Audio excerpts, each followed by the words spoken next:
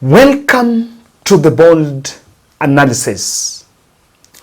If there is one politician that has kept off the discussion about finance bill, that is the Deputy President Rigathi Gachagua access.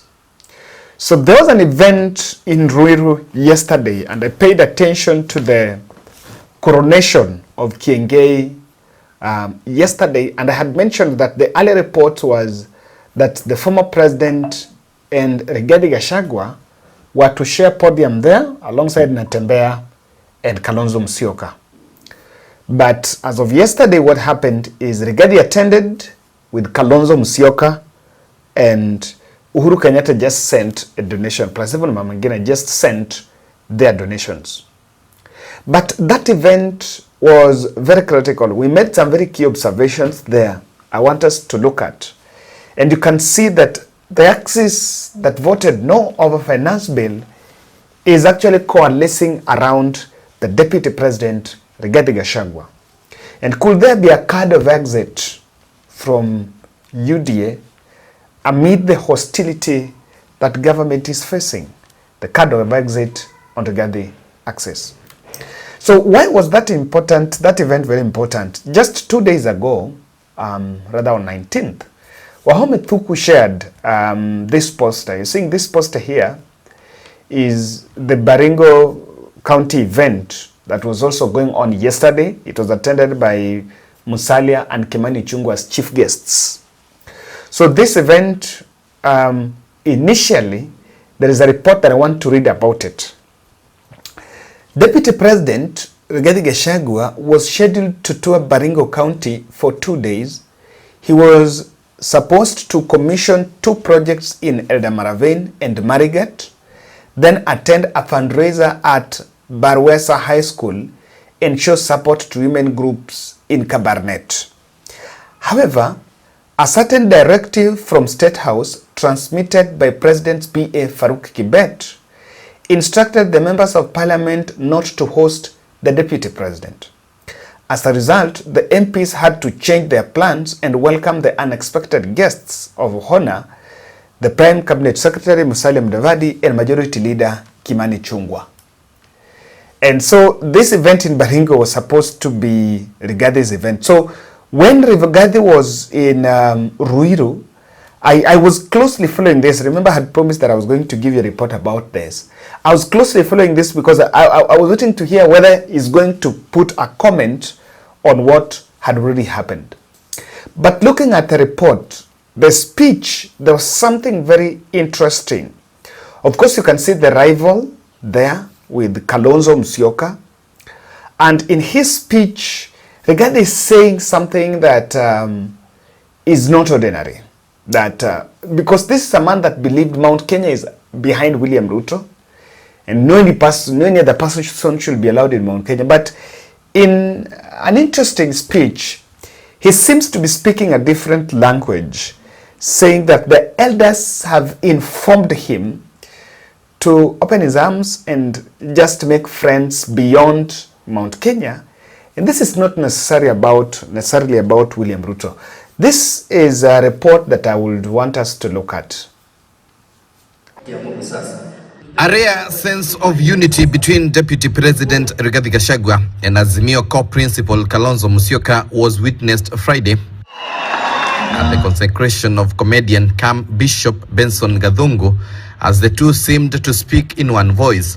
The DP saying Mount Kenya region was committed to look for political allies across the country. Former Vice President, we are your friends. Wewe ni rafiki wetu, and you know, by the way, you are our cousin. The Kamba and our people are the same. Sijui ni wapi tulipitania, tutatafutana pole pole. We have hata former Prime Minister tumekuwa na yeye South Africa. Nimechukua muda pia kumuombea kura huko kwa marais. Pia yeye apata nafasi, akipata tunamuombea Mwenyezi Mungu afanye nini? Apate. Kalonzo and his ally Eugene Wamalwa seemed to support the embattled Gachagua over his one man, one vote, one shilling.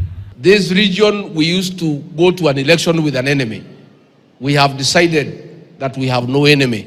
Sisi tutafute urafiki na kila mtu na kila Mkenya, na hivyo ndivyo tutakaa. Tutaungana sisi Tukiungana tunaendelea kutafuta marafiki, kukaa na Wakenya wengine. Na sisi tulipigana Rigathi Gachagua apatiwe kiti ya deputy president. Hakupatiwa kiti hiyo ya deputy president kwa sababu he was more handsome than he's handsome today. He was given the votes because of the power of the mountain. Waache kumbeba ufara. Songa mbele, tafuta marafiki nje ya mlima Kenya, lakini kabla utoke nje, hakikisha nyumba yetu ya Gekoyo na Mombi tumesimama imara na heshima idumu katikati ya age gaps zote. We have our deputy president ambaye tunasema aheshimiwe, na akiheshimiwa hiyo mambo ingine itakuja. Mtu asiuzie uoga. You have friends in Kenya from the east to the west. Now Wakikuyu huwa mnasema pale mulikuwa na marafiki, hata mambo yakiharibika ruirishoke mukaro. The rare alliance between the Azimio leaders and Gachagua came even as the latter's allies proposed for Gachagua-Kalonzo alliance, claiming the Ruto-led administration had fallen short of its promises, Musyoka offering to defend Gachagua. If they try to impeach Gachagua, Azimio yote itakataa.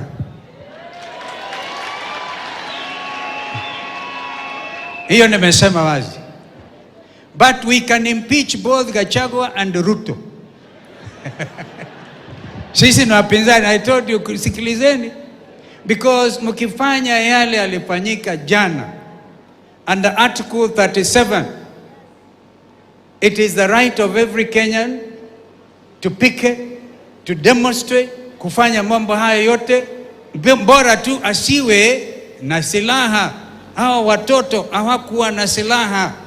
Kalonzo and other Azimio leaders who attended the fete praised the Gachagua defense of his Mount Kenya region people. Tunataka tuseme leo ukweli wa mambo ni kwamba the issue of the one man, one shilling, one vote is not a Mount Kenya issue.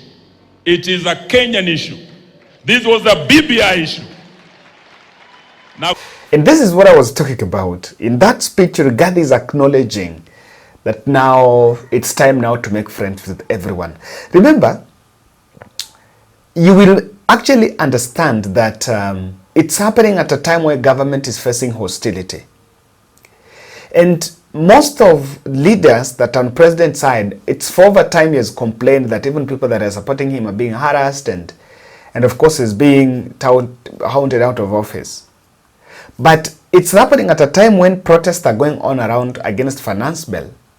And we would expect that the deputy president, under that umbrella of one government approach, is supposed to embrace the discourse on finance bill and support the government position on finance bill. But you'll understand that even leaders around him, those who spoke there, Kiobiri, the Juja MP, voted no. Wamushomba voted no. And as you can see here, I want you to listen to the speeches from Wamushomba and Kiambiri. He is moving in the country with a no battalion. And that is really not sitting well with the Kenya Kwanza team, because how is it that Rigathi Gachagua is associating with politicians who President Saka would believe should not be around power? And this is some of the speeches from that judge. Your Excellency, our Deputy President of the Republic of Kenya, our hosts, Bishop wetu, Kiengei Ben, the clergy, wananchi wa Mlima, wananchi wa Kenya, Bwana asifiwe. Bwana asifiwe.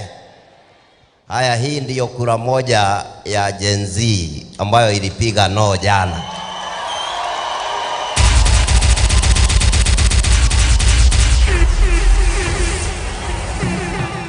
Asanteni. Your Excellency, tunakupenda sana. Na mimi nikiwa mbunge wa hapa Juja, najua niko na mashabiki wengi ambao wako nyuma yangu kusema ya kwamba hii mambo ya kufinya Wanjiko imezidi katika taifa letu la Kenya.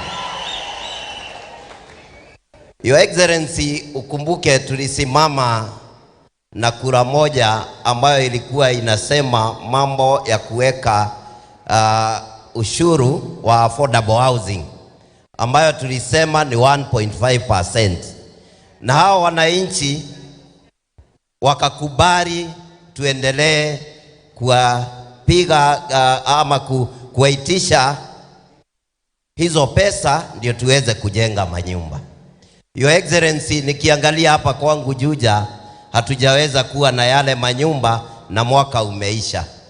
Kwa hivyo Your Excellency, nikasema kwa huu mwaka sasa na sisi tujirudishie shukurani, tuondoe hizi makodi hata kama kura yangu haikutosha pale bungeni.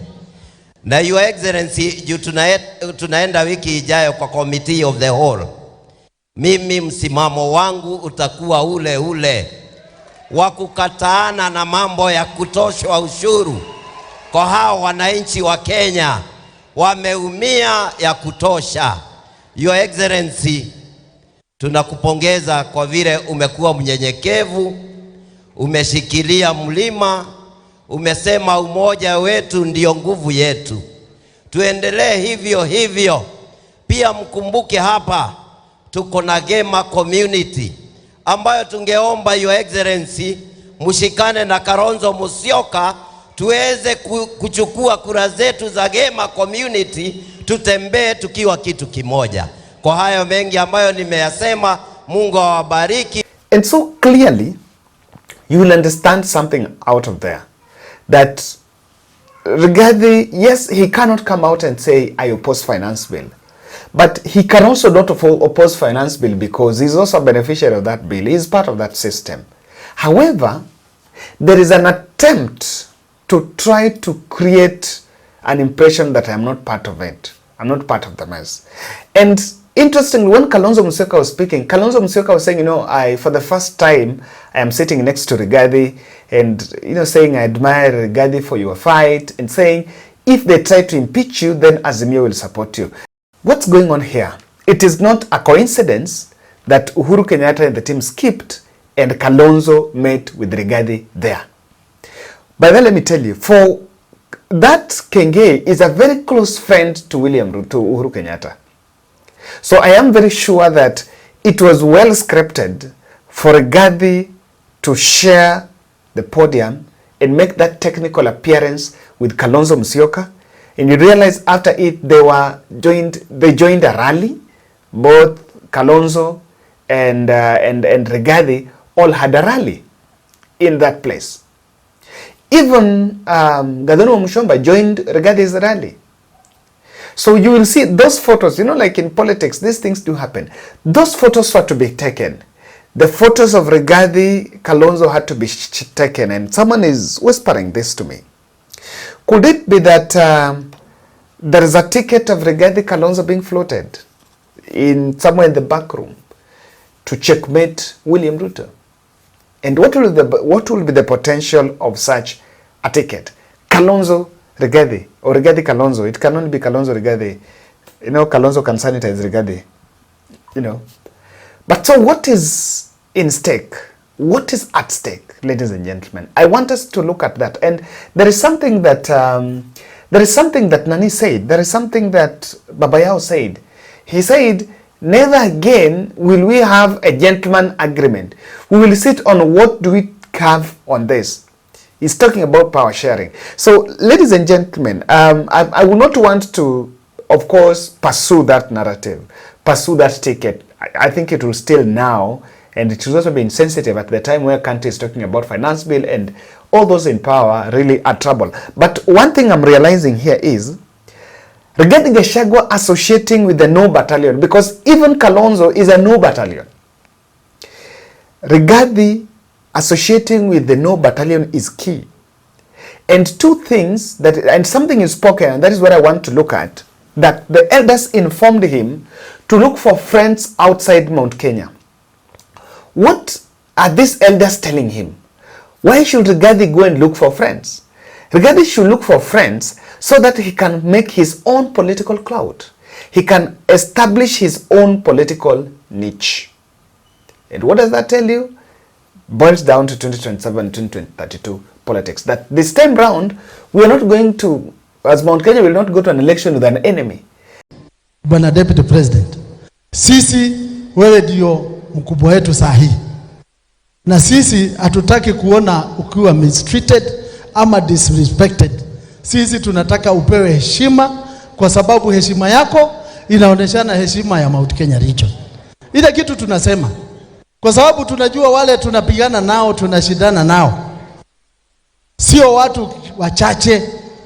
Wengine wao ni wanjanja, wengine wao hata ukora wako naye ndani yao. Sisi tunataka kwanza tuungane kama one mountain.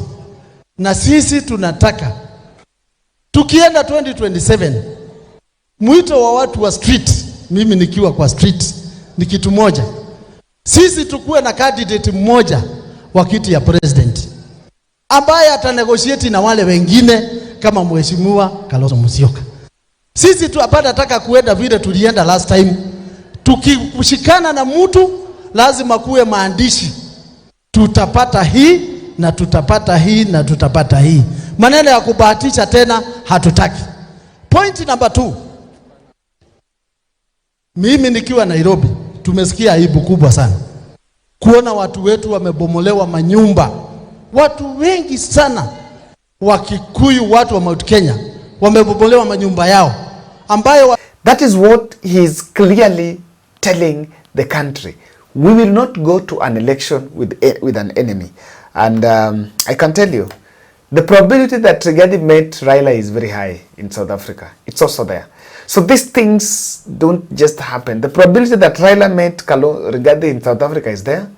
And that meeting that was organized in Ruiru, that Kalonzo to share the podium with Rigathi without the others in it, is also a big pointer.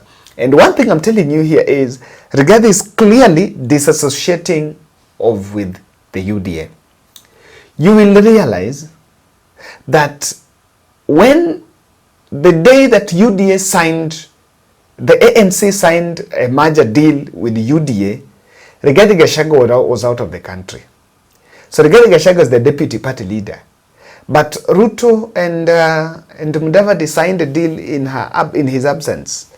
Of course, someone will tell, should he be there? I strongly believe he should be there, because if Mudavadi is taking a stand, if Mudavadi is coming in as part of the UDA and is folding that ANC to form the UDA and is the deputy party leader, then common sense dictates the DP should have been there. But of course, that is not of relevance to this analysis. Now, Rigathi has realized that the impeachment talk that is going on within the Kenya Kwanza ranks is real.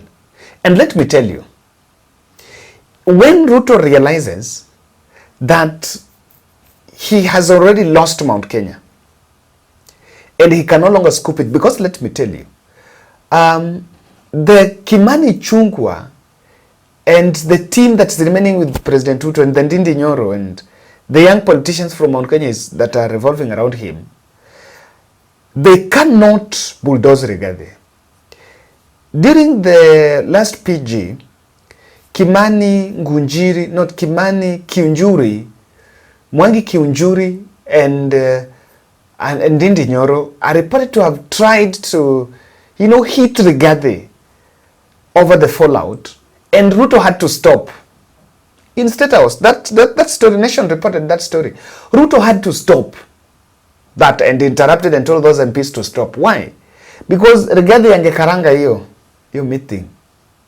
So when Rigathi realizes, and that's what is at stake, when Ruto will realize that Rigathi has taken over Mount Kenya, the next thing we'll do, he will want to impeach Rigathi even before 2027, so that he heads Western and try to get option B on it, and carried all the failures of Kenya Kwanza on Rigathi Gachagua.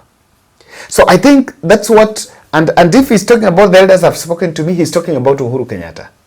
One thing Uhuru Kenyatta is telling him is because Ruto can impeach him. If Ruto wanted to impeach President Ruto, if there was reports that Ruto wanted to impeach Uhuru, and Uhuru had to go into a handshake with Raila Odinga to make sure he gets his term safe. Why? Because That would be the essence of their politics. And it seems the fallout had already been there. Uhuru said there are reports that Ruto wanted to impeach his boss, who was by then the president. Then what will stop him from impeaching Rigathi?